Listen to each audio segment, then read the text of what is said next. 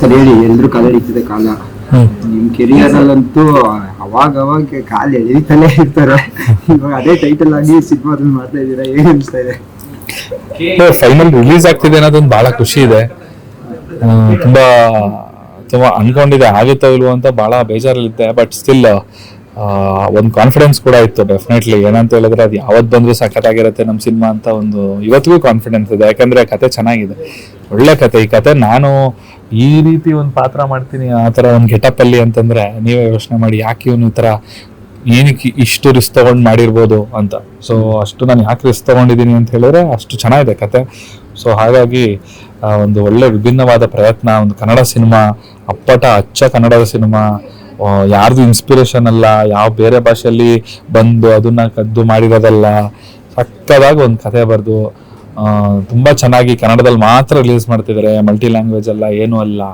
ಸಕ್ಕದಾಗಿದೆ, ನೋಡಿ ಮಜಾ ಮಾಡಿ. ಸಕ್ಕದಾಗಿದೆ. ಸುಜಯ್ ಸರ್ ಹೇಳ್ತಿದ್ರು ಕಥೆನೇ ಚಂದನ್ಗೋಸ್ಕರ ಅಂತ ಮಾಡಿದ್ದು.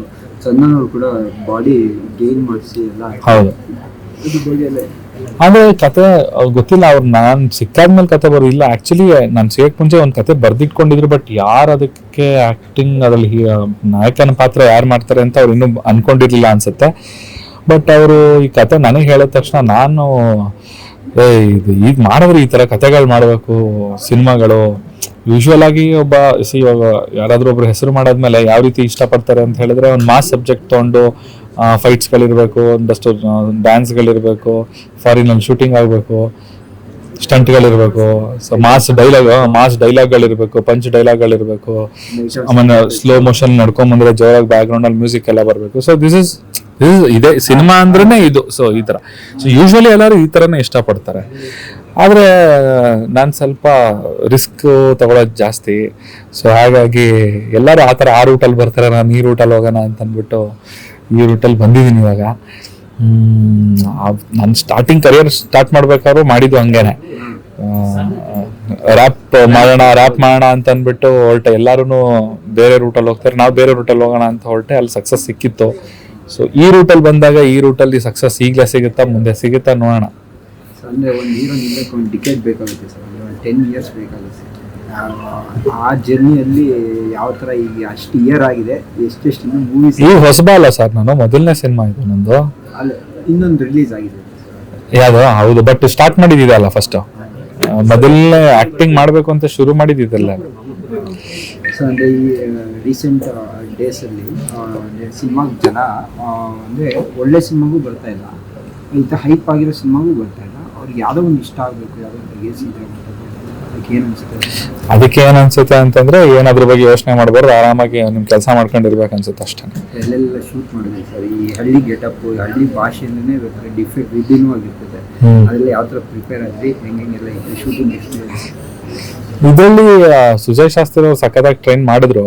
ಆಕ್ಚುಲಿ ಹೇಳ್ಬೇಕಂದ್ರೆ ಆಕ್ಟಿಂಗ್ ಫಸ್ಟ್ ನಾನು ಕ್ಯಾಮ್ರಾ ಮುಂದೆ ನಿಂತ್ಕೊಂಡು ಆಕ್ಷನ್ ಹೇಳಿದ್ದೆ ಅವರು ನನಗೆ. ಕ್ಯಾಮ್ರಾ ಮುಂದೆ ಇವಾಗ ನಾನು ಆಕ್ಟಿಂಗ್ ಮಾಡಬೇಕು ಅಂತಂದಾಗ ಫಸ್ಟ್ ನಮಗೆ ಕುಂಕುಮ ಇಟ್ಟಿದ್ದೆ ಅವರು. ಸೊ ಹಾಗಾಗಿ ತುಂಬಾ ಚೆನ್ನಾಗಿ ಪ್ರಿಪೇರ್ ಮಾಡಿದ್ರು. ಹಳ್ಳಿ ಕರ್ಕೊಂಡೋದ್ರು, ಯಾವ ಹಳ್ಳಿ ಶೂಟಿಂಗ್ ಮಾಡ್ತಾ ಇದೀರಿ ಅಲ್ಲಿ ಕರ್ಕೊಂಡೋಗಿ ನೋಡಿ ಶಟ್ರ ಇದೆ ಹಳ್ಳಿ ನಾವು ಶೂಟಿಂಗ್ ಮಾಡ್ತಾ ಇರೋದು ಅಂತ ಎಲ್ಲ ಹೇಳಿದ್ರು. ಅವ್ರನ್ನ ಹಳ್ಳಿ ಜನಗಳ ಜೊತೆ ಎಲ್ಲ ಫಸ್ಟ್ ಮೀಟ್ ಮಾಡಿದ್ವಿ. ಯಾಕಂದ್ರೆ ಅವ್ರದ್ದು ಸಪೋರ್ಟ್ ಇಲ್ದಲೆ ಹಳ್ಳಿಗಳಲ್ಲಿ ನಾವು ಹಂಗೆಲ್ಲ ಶೂಟ್ ಮಾಡೋಕ್ಕಾಗಲ್ಲ. ಸೊ ಅವ್ರು ತುಂಬಾ ನಮ್ಗೆ ಸಹಕಾರ ಕೊಟ್ಟರು. ತುಂಬಾ ಚೆನ್ನಾಗಿ ಎಲ್ಲರೂ ಅವ್ರ ಸ್ವಂತ ಅವ್ರ ಮನೆಯವರ ನೆಂಟರುಗಳ ತರ ನೋಡ್ಕೊಂಡಿದ್ದಾರೆ ನಮ್ಮ.